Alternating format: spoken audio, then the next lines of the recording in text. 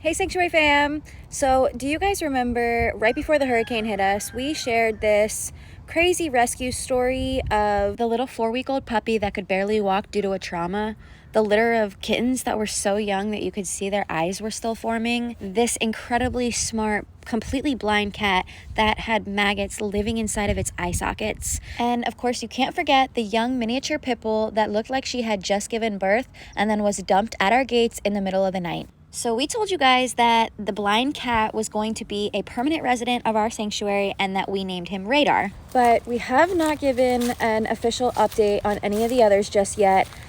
And honestly, the reason for that is because I sort of struggled with finding the right way to continue talking about the dogs and the cats that we took in without giving people the impression that we're a dog or cat rescue, because we don't intake these types of animals.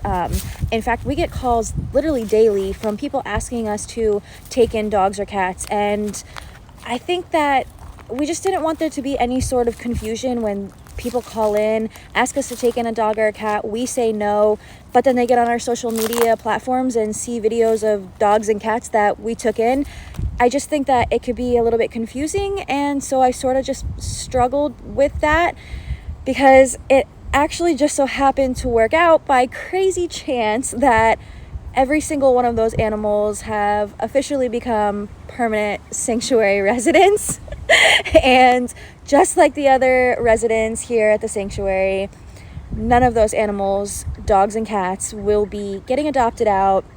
They've become family and they will live the rest of their days here at the sanctuary. So now let me finally go through and give you guys an update on all of those cats and dogs.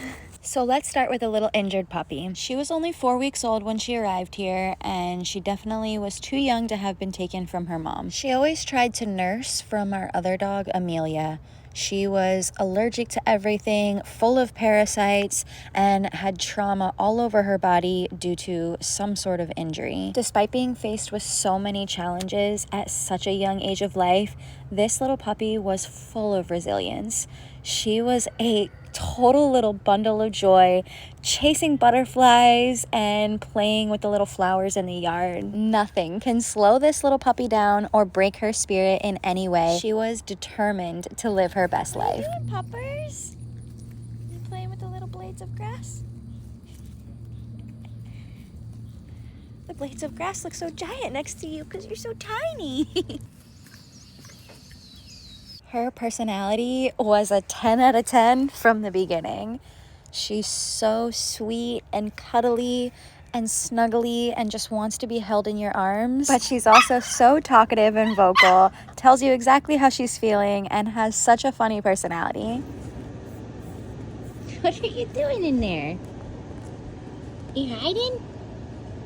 We've spent a lot of time working with her in her recovery process, and she's had multiple vet visits and multiple treatments and even a middle of the night emergency vet visit. But every day she pushes herself to keep going, and every time that she falls, she just gets right back up and keeps on going. Get that stick. You got it, good girl! Good girl! As time goes on, her permanent injuries have less and less of an effect on her. Her ability to walk is improving daily, but overall, the resilience and determination that she has is truly inspiring. Come on. Come here. Come get them. Come get them. Good girl. You did it. So Shelby actually came up with the most perfect name ever for this adorable little puppy, and we decided to keep the name because it's just so perfectly fitting for us. Her name is Piper! Come here, Piper! Hi! So Piper is a really fitting name because our German Shepherd is named Cessna after the airplane. Our Rottweiler is named Amelia after Amelia Earhart. And then, of course, we have Radar now. So Piper, after the Piper Cub airplane, just keeps our little aviation theme going. This whole little fleet all just gets along perfectly, and it's just so amazing. So now I have someone that I want you guys to meet. I want to introduce someone that has become a really big part of our family here in the last year. Hi guys, I'm Shelby. So Shelby started out as a volunteer back in Naples when we lived back in Florida, just kind of filling in wherever was needed, mostly doing like paperwork and office type stuff, helping keep me on track, that kind of Try thing. to. And then when we ended up having to move from Florida to Georgia, she was just loving being a part of our sanctuary, and we were loving having her as part of our family. And she decided to take a giant leap of faith with us, and she actually moved from Florida to Georgia with us, and now she lives here on our property, here at the sanctuary.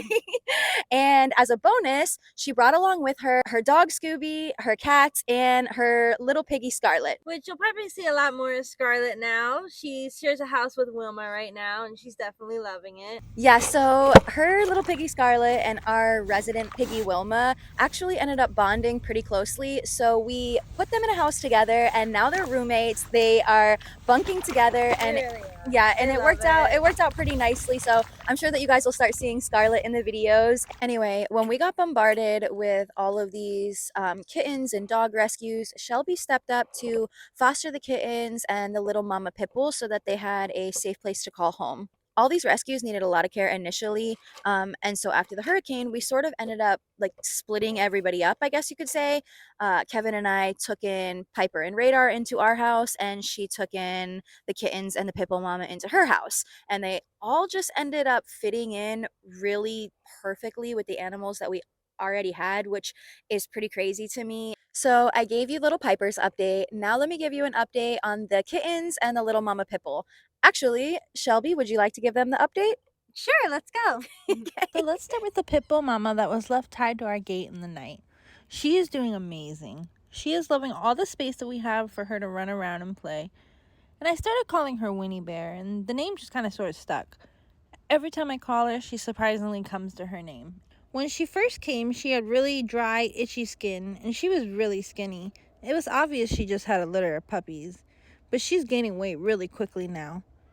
Winnie settled in almost immediately. She absolutely loves having a bed to sleep in at night. She loves to bundle herself under all the blankets every night to go to sleep. She is super affectionate and just loves to be cuddled and held all night long. She's also super friendly with people and will run right up to say hi to everyone. She definitely shows some signs of anxiousness, but as soon as someone gives her some love, that's all disappears and she's just the happiest, sweetest little ball of joy. She does get a little protective when there's food and treats around, but as time goes on, she's been getting more comfortable. I think she's finally realizing that she doesn't have to fight for her food anymore. And the 5 kittens that we found in a box, well, they definitely don't live in a box anymore. So I actually have a cat named Mr. Pickles, and he sort of took them in and acted like a daddy for them, which worked out amazingly. Unfortunately, one of the kittens passed away within the first few days of having them. They were only a couple days old when we got them, and they had upper respiratory and eye infections. The other 4 went through their antibiotic treatments and were able to beat their infections. They're all boys. What are the odds? They get along great with the dogs and my other cats, and they're starting to become wonderful little farm cats. You know, we are so grateful that these few rescues just so happened to fit in so perfectly, and that we were blessed enough to be able to get a few alpha sponsors to help cover the cost of their care, so we were able to provide them with what they needed. But I just cannot stress enough that we just are not able to intake these types of animals. Our primary focus here at Alyssa's Animal Sanctuary is farm animals, livestock animals, horses, pigs, goats, ducks, chickens, donkeys, those types of animals. We just unfortunately don't have the finances and the resources or the facility to intake these sorts of animals, dogs or cats. And so I can't stress that enough. I wanted to make that very, very clear. But now that this official update has finally been put out there, I definitely think I feel more comfortable now sharing more of the cats and the dogs, because I know that you guys want to see them. So stay tuned.